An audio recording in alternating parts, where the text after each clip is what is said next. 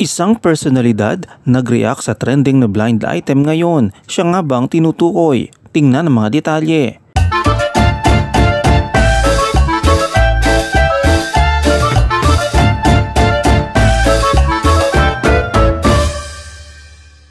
Nitong November 26, nag-post si Daryl Yap sa kanyang FB page ng isang blind item tungkol sa isang lalaking artista.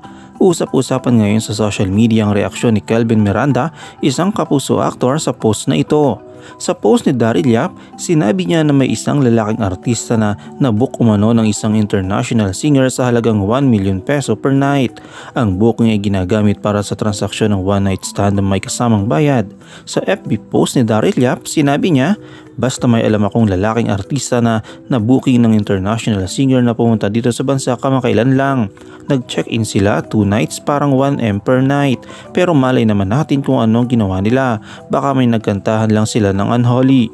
Wala mang sinabing pangalan si Daryl Yap tungkol sa pagkakakilanlan ng international singer. Marami sa mga netizen ang nanghinala na ang English singer-songwriter na si Sam Smith ito. Tumutugma kasi ang post ni Daryl Yap sa kanta ni Sam Smith na Unholy at ang pagbisita nito sa Pilipinas noong October 21 para sa kanyang Gloria the Tour concert. Unholy rin ang titulo ng isang hit song ni Sam Smith. Bukod sa unang post ni Daryl Yap, nagbigay rin siya ng isang clues sa pagkakakilanlan ng umano'y na booking na artistang lalaki. Aniya? Clue sa nabuking na international singer may kaapilyedong singer. Next clue, hindi siya kapamilya.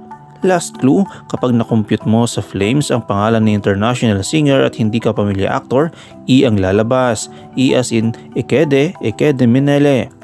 Maraming netizens ang naglabas ng kanilang mga hula kung sino ang tinutukoy ni Daryl Yap sa kanyang post sa FB dahil dito, isa sa mga pangalang nabanggit ay si Kelvin Miranda. Inalmahan naman ito ng kapuso actor na kilala bilang isa sa mga bida sa inaasahang sequel ng sikat na Encantadia, ang Encantadia Chronicles Sangre sa GMA7. Noong November 28, nag-live si Kelvin sa kanyang FB para itanggi ang mga paratang na ibinabato sa kanya. Bahagi ng kanyang pahayag ay sinabi, "Kanya-kanya naman yan. Nare-respeto ko naman lahat ng kung papaanong tinatanggap ng mga tao yung mga ganyang bagay. Feeling ko naman, hindi galit yun si Direk Daryl sa akin. Hindi naman siya nag-name drop o nagbigay ng kung ano lang yung binigay niya, yun lang ang tao talaga yung nagbigay ng pangalan ko. Hindi ko naman sila kilala, di ba? Hindi rin naman nila ako kilala." Samantala sa kasalukuyan ay hindi pa naglalabas ng pahayag si Daryl Yap tungkol sa pagsagot at pag-react sa kanya ni Kelvin Miranda. Ano ang iyong komento kaugnay dito?